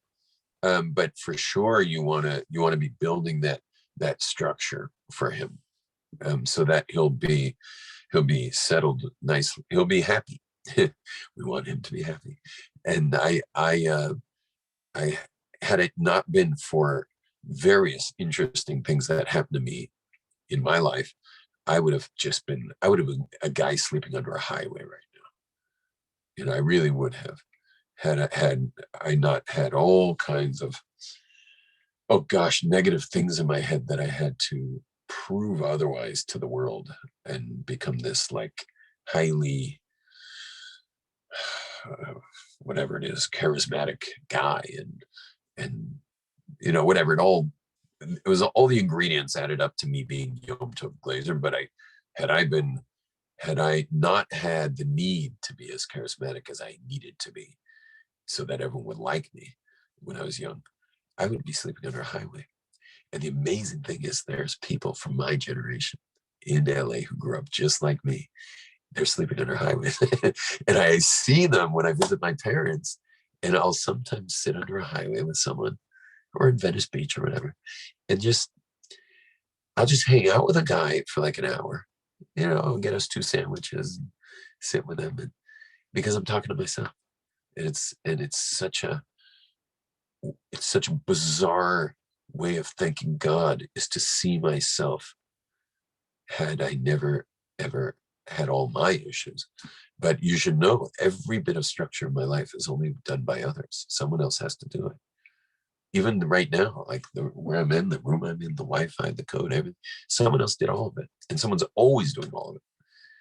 You know, I'm really just, I learned very well. What you'll see, I think it's next week or the following week, is we're going to learn how to delegate properly. I think it's the third week, is delegating, because I'm the master delegator. I've delegated my entire structure life to others because I just missed all the skills. I missed it all of it. So now, so I'm blessing your kid, Dovey, that he will not miss all of it, and you'll manage to raise him. And I'm happy to help. I mean, we're brothers forever, you and I. And anytime you need me for that, I will. By the way, I have no advice on how to structure. I just know it has to get done. So, but anything I can help with, please. Okay, so we're going to go to relationships now. Next week's our workshop, so then you can really figure out if you're 1, 2, 3 and all that, etc. Are you a 3, 2, 1? Are you a 1, 3, 2? So that's our workshop next week. So we're going to save that. The what we do need to deal with now is relationships. Now, when it comes to relationships, what you want is ideally opposite styles and common settings. Now, again, the styles are flow or structure, and the settings are intellect, interpersonal, instinct. So you want opposite styles, similar instinct. Now, my wife and I almost got a perfect relationship, but we're both flow, so we don't have the opposite styles in there. So she, as you know, I have no structure. She's had to stretch to structure to raise our 8 kids. Poor thing.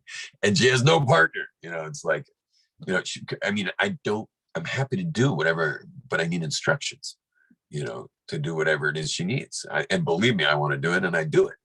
But nothing's coming naturally, and it didn't help growing up a rich, spoiled brat in West LA, with people, wiping my nose for me every 10 minutes.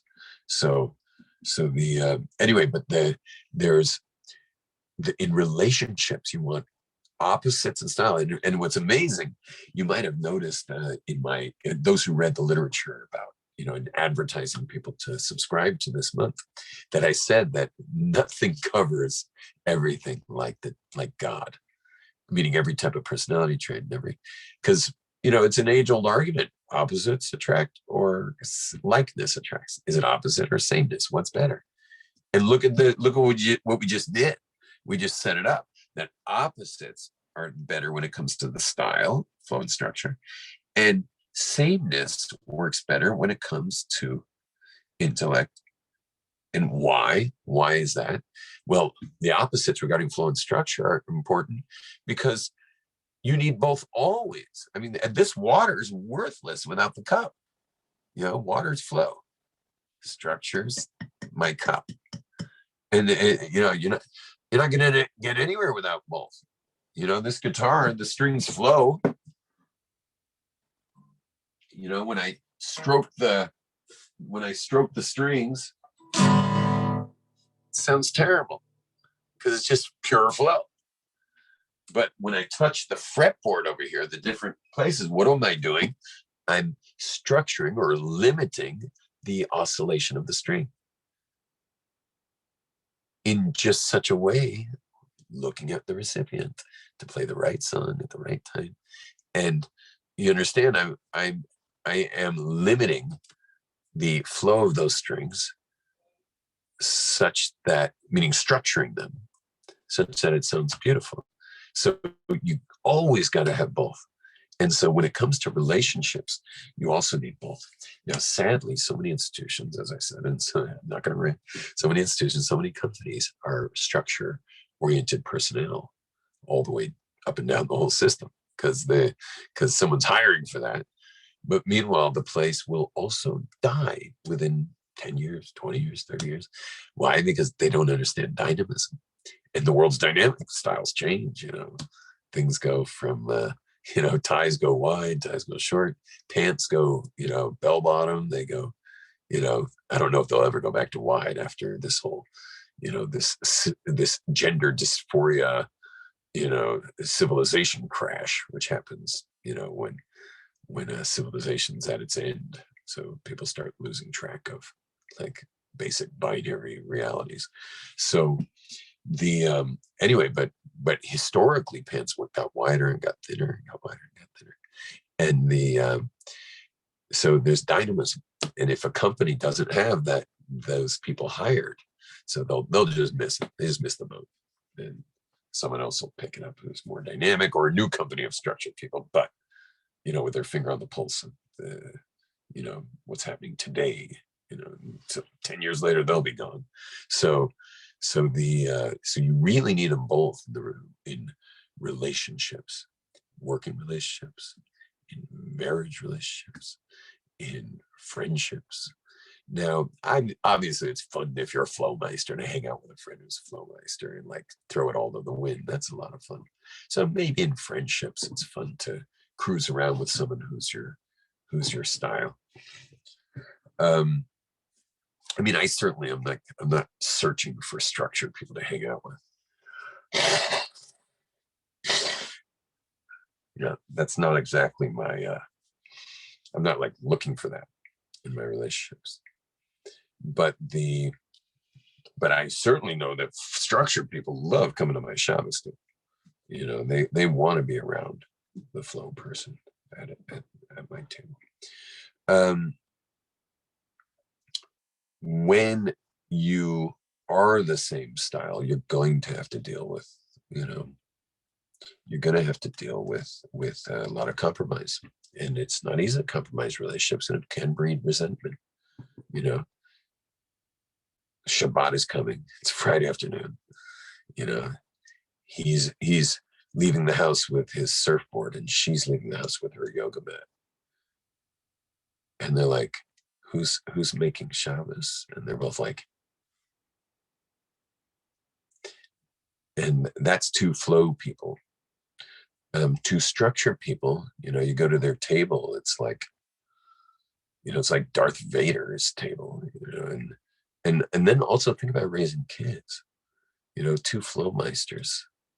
Kids aren't going to feel safe. There's no structure.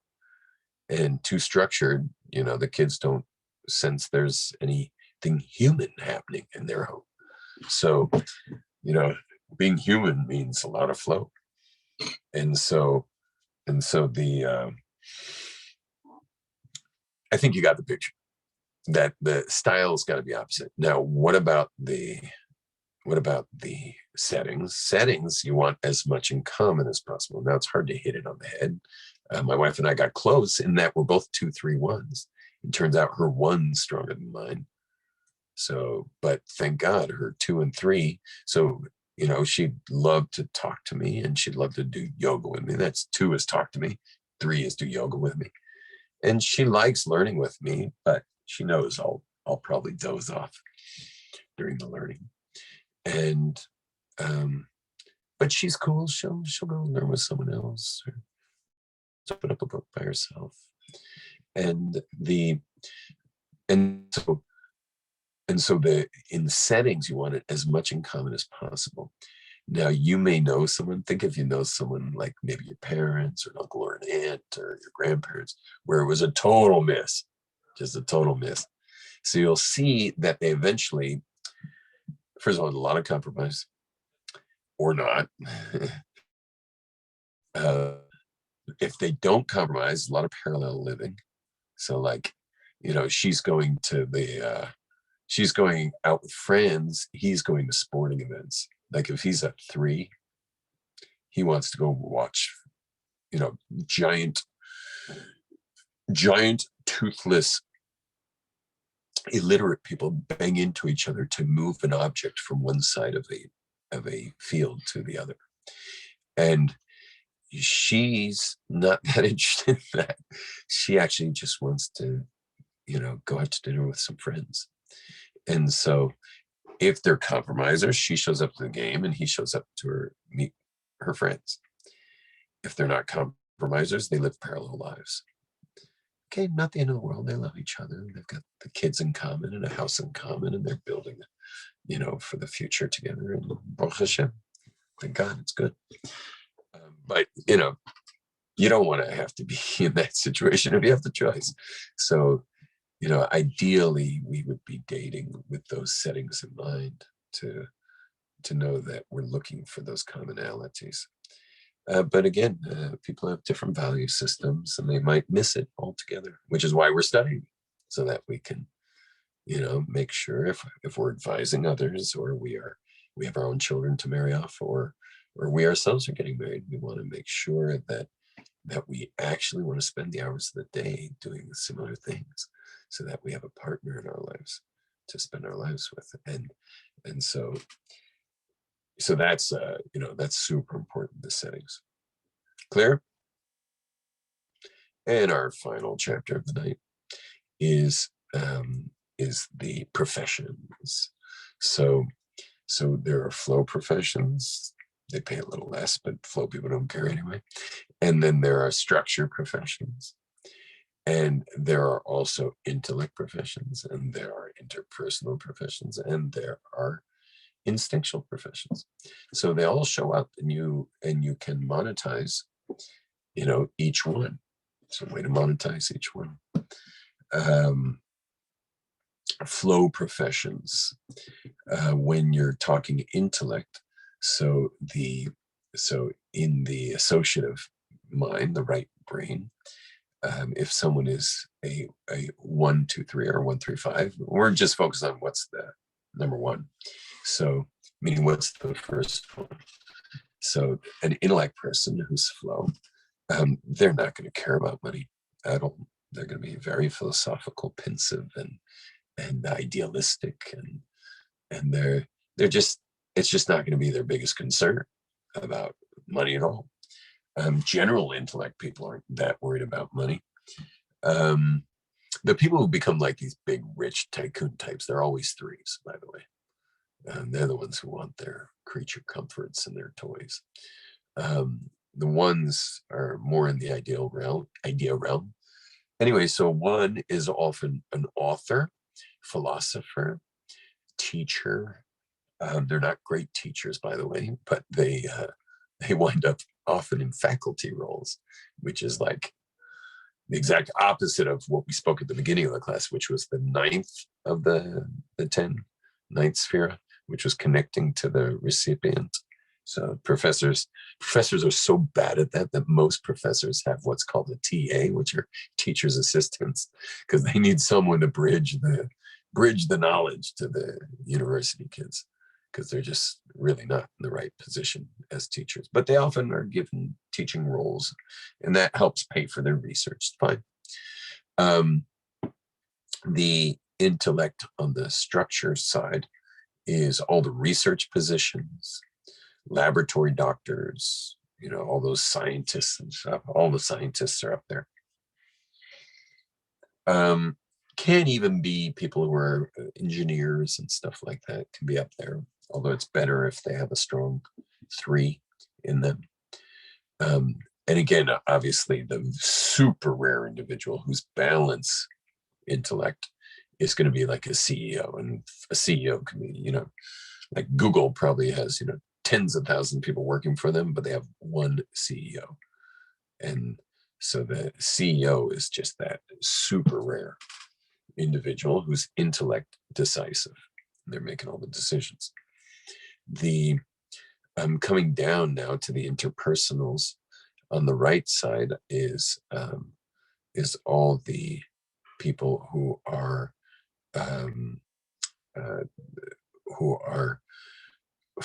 flow, and meaning they're chesed. That one's just in the flow, and they're interpersonal. So ideally, it would be a person who's a life coach. Now, really, ideally, it should be a therapist. Most therapists aren't willing to go to school that long to do the 7 years of study. So, but if they're willing to, and they got the brains for it, so they would make the good therapists, which are, as I know, everyone says are far and few between, but a good therapist would be a flow interpersonal. Anyone involved in counseling or mentoring, like maybe kids at risk or anything, that's all the flow meisters. Now, though that same interpersonal person are the funnest, best teachers. So like, for example, one teacher I worked with for many years, you can look him up on YouTube. His name's Gav Friedman. He's a 231. He's a flow meister, and he's a lot of fun. But again, teachers really do well there. Now, again, we're talking about teachers who are teaching ideas, not structure teachers. Now, anyone who's teaching, anyone should be in the, those are the twos, they're all teachers. And meaning that anyone who wants to be a teacher should make sure they're first a two before they start teaching. Unless they're teaching technical, like yoga, okay, you don't need them to be interpersonal. Someone teaching instruments, that's fine if they're instinctual. Now, let's go to the left side of interpersonal. On the left side of interpersonal, the structure side, would be the ideal person is a physician, like a family practitioner. Those people are, they know the family, they're interpersonal, unlike the surgeon, they have great bedside manner, and they're warm and fuzzy, and they are able to, really the ideal would be, well, I wouldn't go with that, but whatever, family practitioner is the best in that, or a teacher of technical skills, math teacher, science teacher. In the middle of those is, again, that's going to be a managerial person. So that would be someone who runs a school or is a principal or, anyone in managerial position of a social environment. So someone managing social environments would be that middle interpersonal. The one of the ones I like a lot is the maitre d' or proprietor of a restaurant. That's the perfect interpersonal manager. And they have to turn a profit out of food, which is really hard to do because every ingredient costs something else. And you gotta make sure it's priced so people want to come eat. Meanwhile, people come late for the reservations. You got to be able to go with the flow. You run out of certain items, so now the menu is changing and whatever. There's a lot of movement, and and you're feeding. You got 100 people sitting in your restaurant. Anyone who's tried to make a meal for 10 people know what I'm talking about. It's try making it for 100 now, and then they come in. They're sending back their meal because it wasn't what they actually ordered. And to be someone running that place, you got to be totally in the manager role and very interpersonal to handle everybody. Or you're gonna. I've been in many restaurants where where the person was a structure person and not a balance in the middle manager. And I've even spoken to waiters and waitresses and just said, like, you're miserable, man. Like, what are you doing here? And I said to them, like, I realize that you're good at this, but you hate your manager, and your manager's, I've also spoke to managers where the staff was so rude and so horrible that I've actually said to managers of restaurants or owners of restaurants, I said, listen, bro, you're in the wrong business, or you got the wrong job. This place is a disaster, and it's because of you. And get yourself out of here. And here's my number. Call me. I'll help you find exactly your Garden of Eden job. But this ain't it. And you're going to drive this branch, or this, whatever you call of a chain. You're going to drive this branch into the ground, or this restaurant into the ground. Anytime someone in service is being rude, it's usually their manager. Last is the three lower ones, and the flow meister down there is, as I mentioned before, it could be a guitar teacher, yoga instructor, Pilates instructor. That's all the flow people. And on the left side, you got all the, the people who are in technical jobs, like very technical jobs, they are hands-on and technical, and you're really using your body to do it. It's plumbers, electricians, builders, but not the kind of builders that are laying bricks. They're on the right. On the left, it'd be more the technicals people, and obviously the managers. Manager is got his big pickup truck and or it could be some lady who runs the studio, the yoga studio or whatever. And but the manager type is going to really have that 3 style, and they're going to be able to handle all the people working for them, whether it's the technical people or it's the the people who are just doing the simple manual labor stuff. Okay, that's professions, and we always end with a meditation, so we'll do a quick meditation now.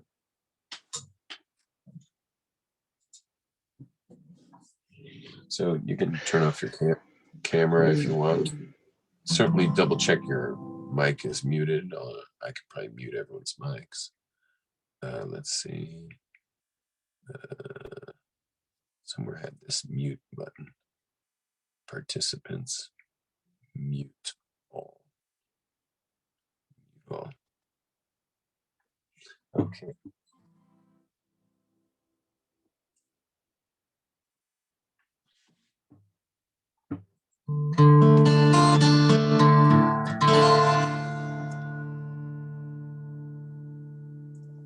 Closing your eyes and breathing.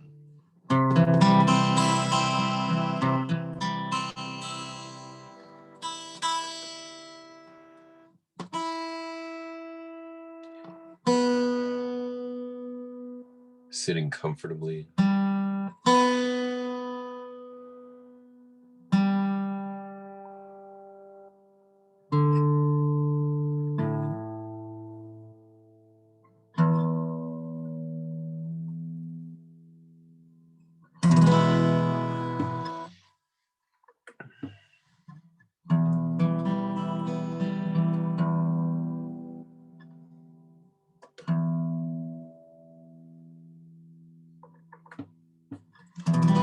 Breathing in through your nose, holding your breath for a moment, and then breathing out through your mouth.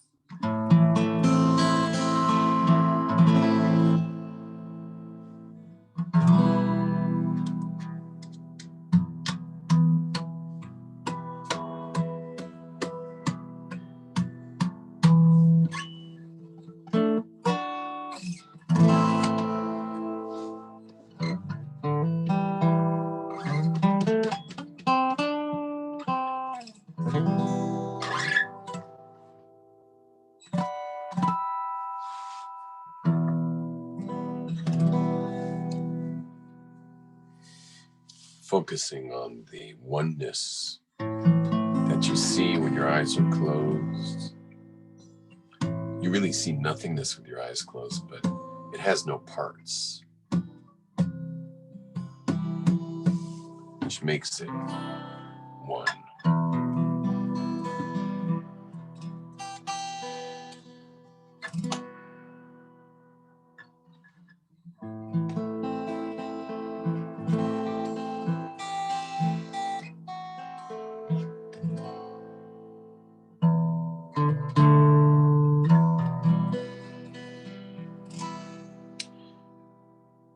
And get in touch with the oneness that is God. Shema Yisrael, Hashem Elokeinu, Hashem Echad. Realize that before God created the world, he existed in total oneness. And then for whatever reason, God decided to create the world, so to speak, separate from that oneness.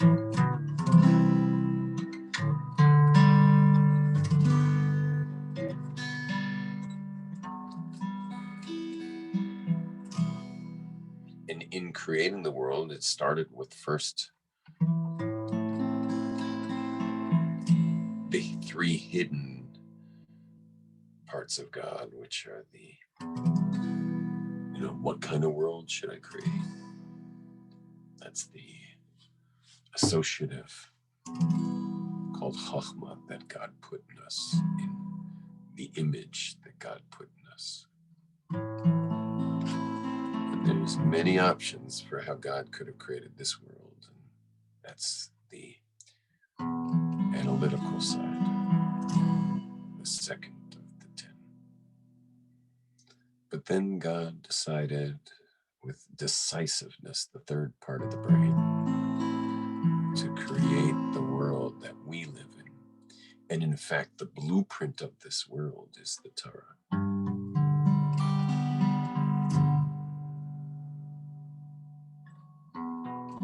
As our sages said in the Kabbalah, Istakil baraisa ubarayom.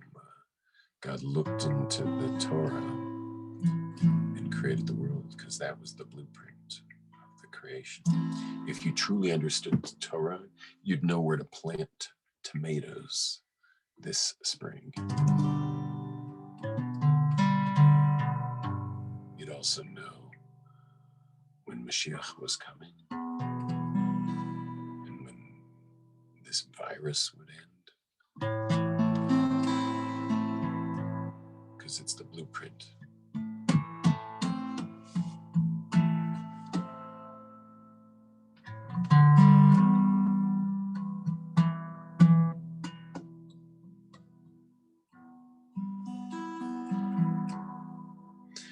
And then God created the world with the flow of light into creation. That's number 4 of the called Chesed, just the flow of the light. And that flow has to move its way through these different filters.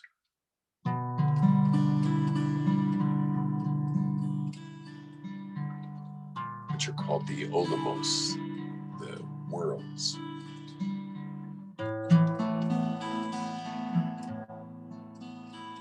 And that filtering of the worlds is called Gevura.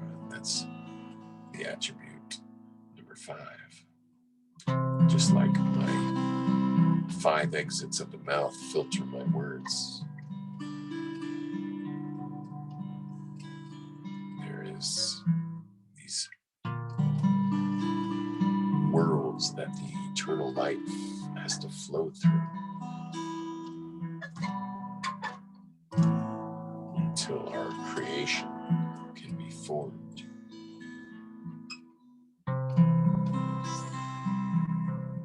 But God created in such a way that it's according to the 6th attribute, which is Tiferes, which is that God always has in mind our world to make sure that the ratio of light to filter is exact, similar to the sun coming through the exact amount of atmosphere, ozone, to not burn up the earth, but rather to give it light, warmth, photosynthesis. So Tiferes is exactly looking at the recipient, our world,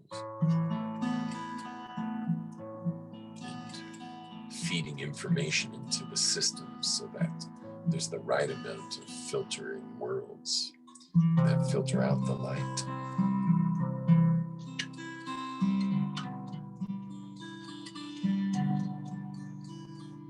And then the 7th attribute is what keeps it going. Netzach, that the flow should keep flowing for all of history. It shouldn't stop. God put into it a flow that just keeps going. Water, unless you freeze it, keeps flowing. Netzach. Keep going. Perseverance. A marathon runner possesses the attribute of Netzach.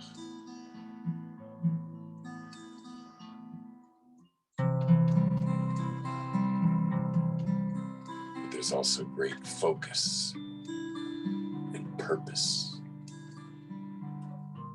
in the attribute of Hod, attribute number 8.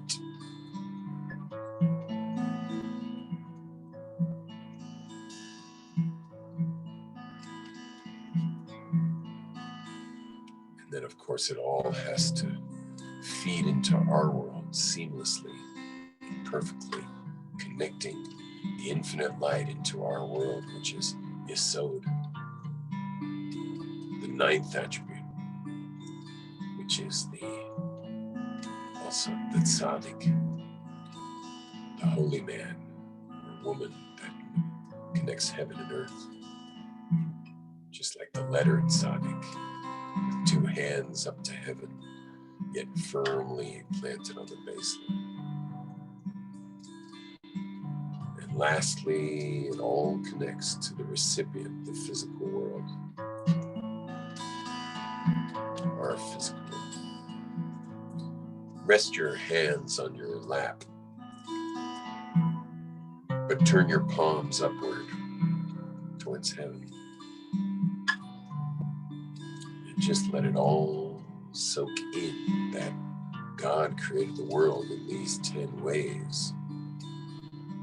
And they're happening all around you, in all things, at all times.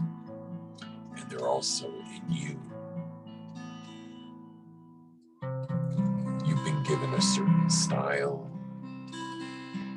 whether it's flow or structure. And you've also been given a certain setting, whether it's intellect, interpersonal, or instinct.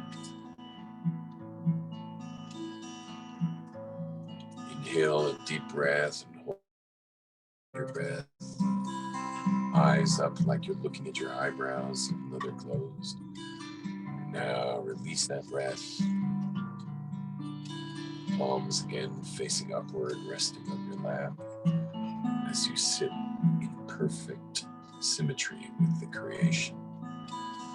All 10 spheres happening in you and around you.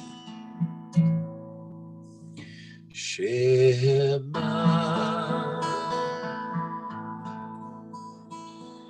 Yisrael Adonai Elohim Adonai Echad.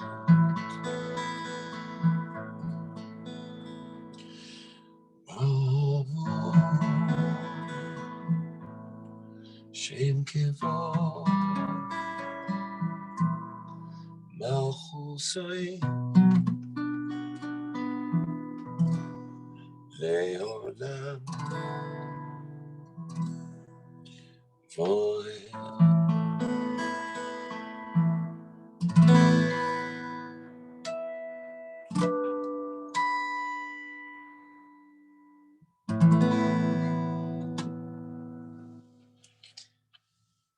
Getting in touch with your heartbeat. And as you hear the numbers 1 through 5, at 5, you'll open up your eyes. Coming up 1, 2, 3, 4, and 5, opening up your eyes.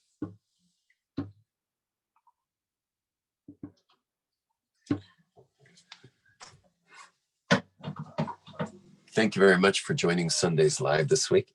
I hope you'll subscribe and be part of everything until Pesach, and I promise to lead you into Pesach, even though it sounds like the subject isn't exactly Pesach, but you can imagine I'll put on my rabbi hat a little bit to make sure you're going into Pesach free. And It's actually really, Chanukah Sfira. Yeah, right. That's when I should have done this probably, right? But No, it's a but we'll go Chanukah. into- We'll go into that the right way. Yeah, we're getting ready for that. So shalom, everybody. It was a pleasure having you. And again, please subscribe and send it to friends or whatever. You can get the recording if you want it. We'll be happy to send it to you. And blessings, love. Where's light, Amuka? and blessing from Tzfat. Where's Where's Amuka Amuka? Forest? You It's said right you're next gonna be to in the Sfat. forest. Yeah, we're leaving now to the Amuka Forest now. Oh, I think I sent some status pictures from there just now. Okay. Shalom, everybody. Lots of love. Thank you, Rabbi Yom Bye. Tov. Shalom from Sfat. Thank you, You're Rabbi. welcome. Welcome. Everyone, blessings. All the best. Shalom. Shalom.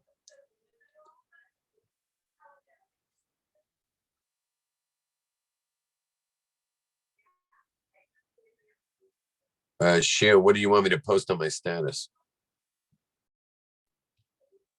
What did Shia want? For the class that's coming up, for this one that's going to continue. You want me to post on my status what? I need to sign up for the class, correct? What'd you say? To sign up for the class? Um,